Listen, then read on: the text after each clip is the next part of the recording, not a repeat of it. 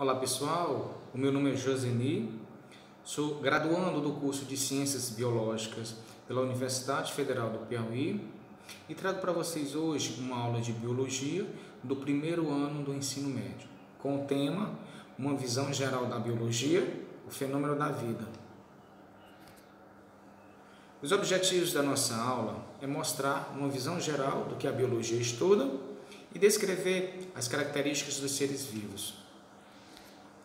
O nosso conteúdo programado, de que são feitos os seres vivos, como funciona a organização da vida, transformações da matéria e da energia, reação e equilíbrio, reprodução e hereditariedade e o conceito de evolução. Características dos seres vivos: composição química, célula, metabolismo, reação e equilíbrio, reprodução e hereditariedade e evolução são características que todos os seres vivos, dos mais simples aos mais complexos, têm que ter essas características. Caso falte alguma delas, não é considerado um ser vivo. De que são feitos os seres vivos? Para melhor entender essa pergunta, é importante saber um pouco de química. Dentre outras, essa é uma ciência que estuda a composição, estrutura e as propriedades da matéria. Toda a matéria é feita de átomo. Vemos aqui a composição química. Todos os seres vivos possuem esses 6 átomos em abundância: nitrogênio, carbono, hidrogênio, oxigênio, fósforo e enxofre.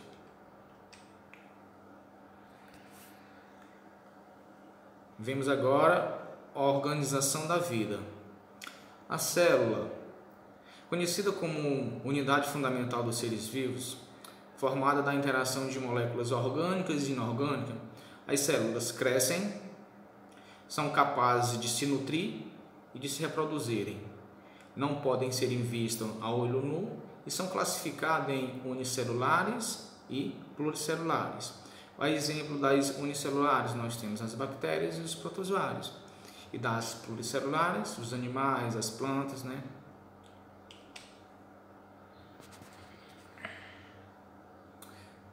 trabalham em conjunto.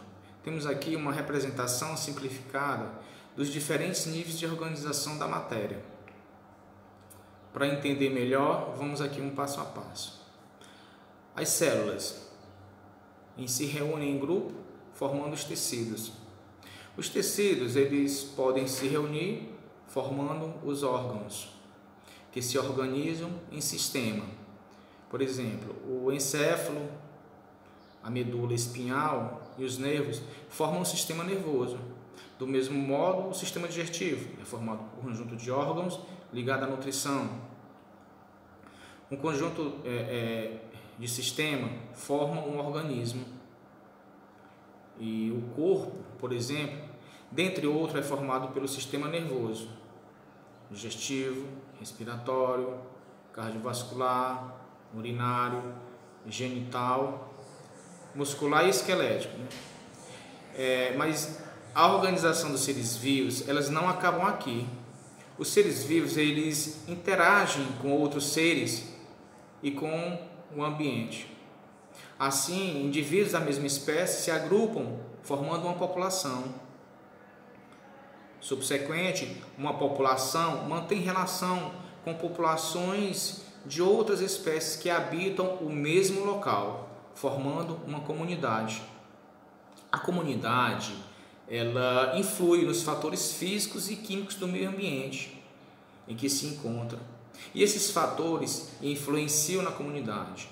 Dessa forma, essa relação é chamada de ecossistema, onde a reunião de todos esses ecossistemas formam a biosfera, ou seja, o conjunto de todas as regiões da Terra habitada pelos seres vivos. Ou seja, colocamos aqui, todo um trabalho em conjunto, e de uma forma simplificada, os níveis de organização da matéria.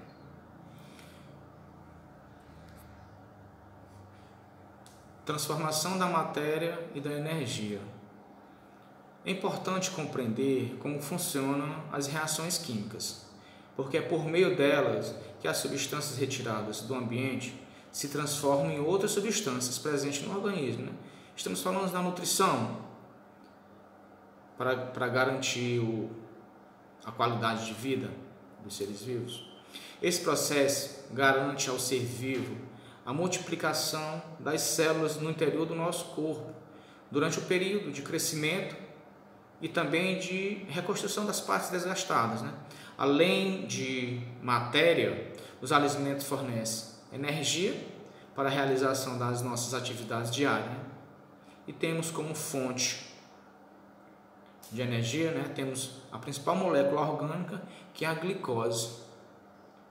A maioria dos seres vivos obtém energia por meio de uma reação química entre glicose e o gás oxigênio do ar. E essa reação tem como produtos o gás carbônico e a água, nesse processo chamado de respiração celular aeróbia.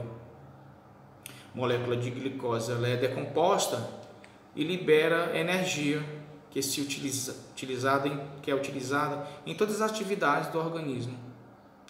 Movimento, construção de grandes moléculas durante o processo de crescimento ou de reconstrução do corpo, transição de impulsos nervosos e outros. Ou seja, podemos dizer que a todo momento dois processos ocorrem no organismo: a construção de moléculas e a degradação de substância.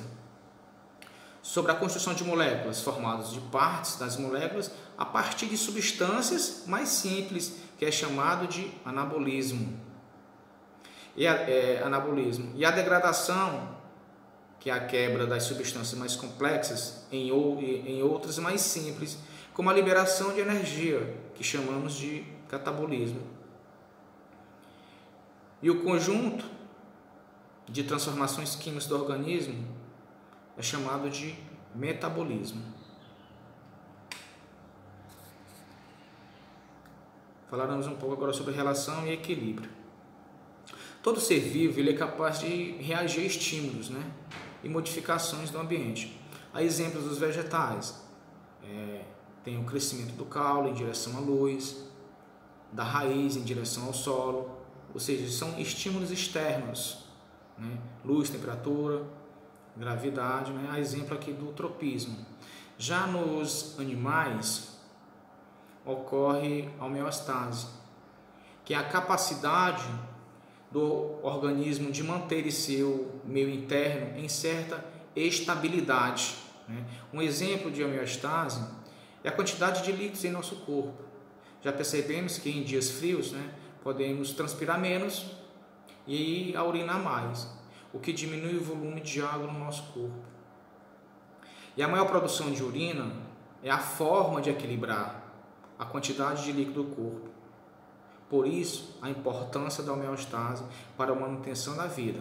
E quando a homeostase está ocorrendo tudo na perfeita harmonia, temos uma qualidade de vida satisfatória.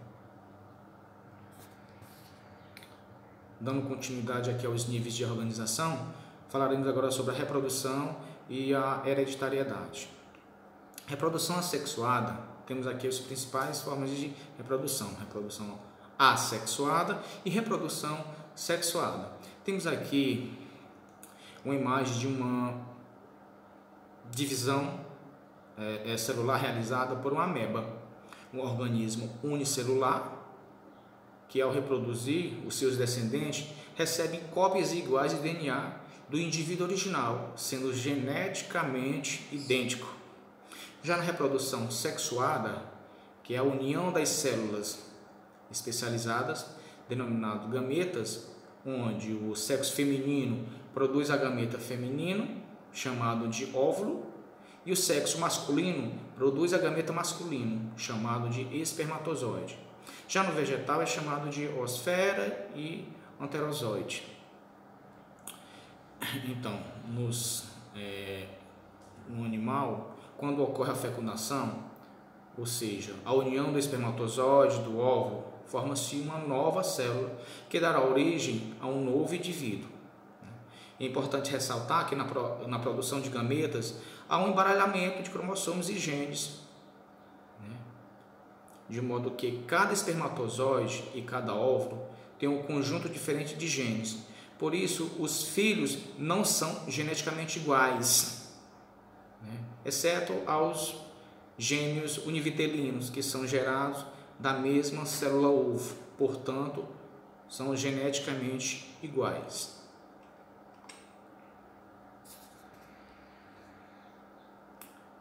Outro nível de organização aqui é a evolução. A evolução é um processo pelo qual as populações dos seres vivos se transformam ao longo do tempo, E essa transformação que ao longo do tempo, ela se dá através da mutação ou da seleção natural. O que seria a mutação? Uma modificação na estrutura do DNA, causada tanto por falha da duplicação ou pela exposição do organismo à radioatividade ou a certos produtos químicos, que ocorre ao acaso, fazendo com que a nova molécula seja diferente da original, podendo significar uma nova característica. E a outra forma é a seleção natural, que é o processo de forma natural, no qual o organismo mais adaptado a viver em determinada área e em um período de tempo seja selecionado, Seja selecionado a permanecer, a perpetuar, por ser mais forte, por ser mais adaptado. Pessoal, e aqui nós finalizamos a nossa aula. Desejo a todos bom estudo. Essas são as formas características dos seres vivos e como são organizados, como funciona a organização da vida. Desejo a todos bons estudos e até a próxima.